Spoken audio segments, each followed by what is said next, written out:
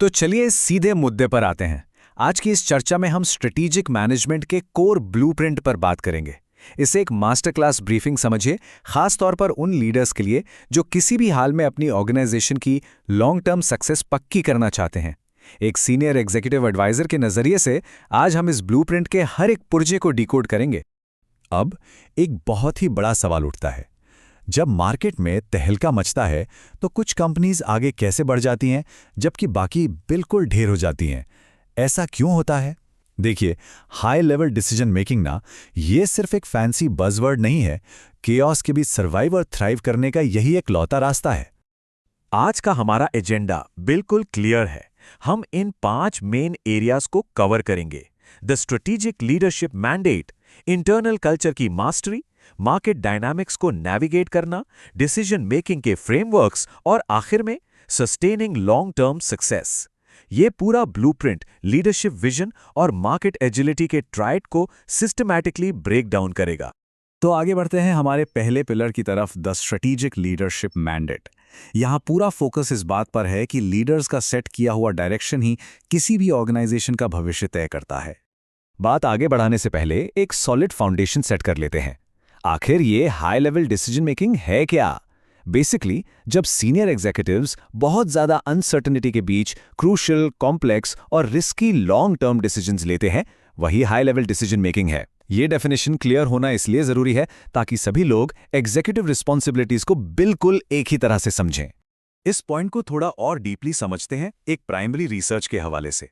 यहाँ एक सी sweet executive ने बिल्कुल सही बात कही है कि एग्जीक्यूटिव्स को बस एक विनिंग विजन डेवलप ही नहीं करना होता, बल्कि उसे सेल भी करना पड़ता है। यानी कि लीडर्स का काम सिर्फ नंबर्स देखना नहीं है, उन्हें एक कैप्टिवेटर बनना पड़ता है जो सभी स्टेक होल्डर्स को कंपनी के मिशन के साथ जुड़ने के लिए पूरी तरह मोटिवेट करे। अब आते हैं दूसरे सेक्शन पर, मास्टरिंग इंटरनल ऑर्गेनाइजेशनल कल्चर। यहां हमारा फोकस ऑर्गेनाइजेशन के अंदर के माहौल पर होगा। देखिए, इंटरनल कल्चर कोई बोरिंग एचआर मैट्रिक नहीं है। एक एडवाइजर होने के नाते मैं हमेशा कहता हूं कि एडेप्टिवनेस कल्चर सबसे बड़ी चाबी है। जैसा कि एक एग्जीक्यूटिव ने पॉइंट आउट किया, जब मार्केट कंडीशंस डायनामिक हों तो फ्लेक्सिबल होना, नए चेंजेस को जल्दी सीखना और उन्हें अपनाना ही सक्सेसफुल लॉन्ग टर्म स्ट्रैटेजी को शेप करता है। बिना सही कल्चर के ना, अच्छी से अच्छी स्ट्रैटेजी फेल हो जाती है। चलिए दो अलग अलग कल्चर्स को कंपेयर करके देखते हैं।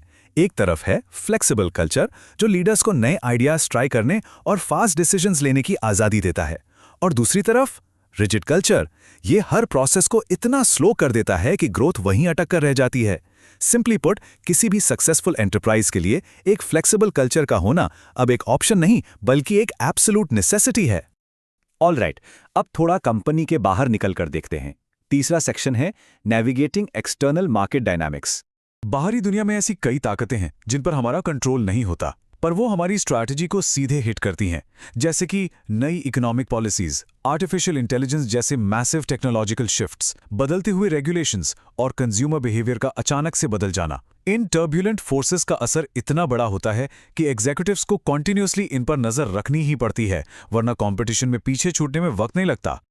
और यहीं पर शुरू होता है टॉप मैनेजमेंट का एक डेली बैलेंसिंग एक्ट। एक तरफ वो फैक्टर्स हैं जो हमारे कंट्रोल में हैं, जैसे इंटरनल कल्चर और रिसोर्सेज, और दूसरी तरफ हैं completely unpredictable external market forces. इन दोनों के बीच सही बैलेंस मेंटेन करना ही ये तय करता है कि एक एंटरप्राइज लंबे समय तक टिक पाएगा या नहीं।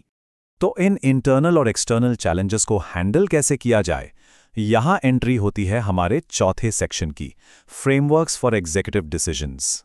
यहां रिसोर्स बेस्ड व्यू यानी आरबीवी थियरी के फ्लो चार्ट को देखिए।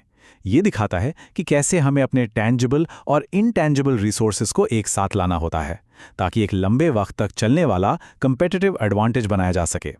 बेसिकली, अगर आपकी रिसोर्सेज वैल्यूबल और रेयर हैं तो आपका मार्केट में एक बिल्कुल अलग रुतबा बन जाता है। उसके बाद आता है porters 5 forces model. Strategic leaders इसका यूज करते हैं अपनी पूरी इंडस्ट्री को सिस्टमैटिकली असेस करने के लिए।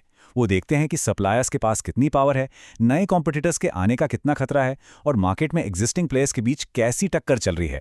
ये सब डेटा एक सॉलिड स्ट्रैटेजी बनाने के लिए बहुत ज़रूरी है। पर सबसे ज़रूरी बात यहाँ ये है कि इन सभी टूल्स को इंटीग्रेट करके यूज़ किया जाए। पेस्टल, स्वॉट, पोर्टर्स और आरवीवी जैसे फ्रेमवर्क्स को जब हम मिलाकर यूज करते हैं ना, तो बिजनेस में अनसर्टेनिटी काफी कम हो जाती है। इससे फास्ट और डेटा ड्रिवन फैसले लेने में बहुत मदद मिलती है, जो आज के इस इंटेंस कंपटीशन में सर्वाइव करने का सबसे बड़ा हथियार है। चलिए, अब हम आखिरी हिस्से में पहुंच चुके हैं, हमारा 5वां section, sustaining long term success. Research से निकला ये इनसाइट काफ़ी पावरफुल है। एक सीनियर एग्जीक्यूटिव ने एक्सप्लिसिटली मेंशन किया कि जब हम कंटिजेंसी प्लान्स जैसे मेजर्स को प्रॉपरली इंप्लीमेंट करते हैं तो कंपनी नेचुरली और भी ज़्यादा रोबस्ट और प्रोएक्टिव हो जाती है। सोचो तो बिल्कुल लॉजिकल है। आज के इस तेज़ी से बदलते ग्लोबल एनवायरनमेंट में ऐसी सॉलिड प्लानिंग ही किसी बिजनेस को अचानक आने वाले झटकों से बचा सकती है। इन सभी बातों से कुछ बहुत ही एक्शनेबल बेस्ट प्रैक्टिसेस निकल कर आती हैं, जिन्हें हमें एक एग्जीक्यूटिव चेकलिस्ट की तरह देखना चाहिए। मेजरेबल गोल्स सेट करना, एक अडैप्टिव कल्चर को बढ़ावा देना, नए डिजिटल टूल्स का फायदा उठाना, लीडरशिप को वर्टिकली अलाइन करना और मार्केट ट्रेंड्स को लगातार मॉनिटर करते रहना। लॉन्ग टर्म ग्रोथ चाहिए तो इन बेस्ट प्रैक्टिसेस पर काम करना बिल्कुल तय है। अब इस पूरी चर्चा को एक बहुत ही थॉट प्रोवोकिंग सवाल के साथ खत्म करते हैं।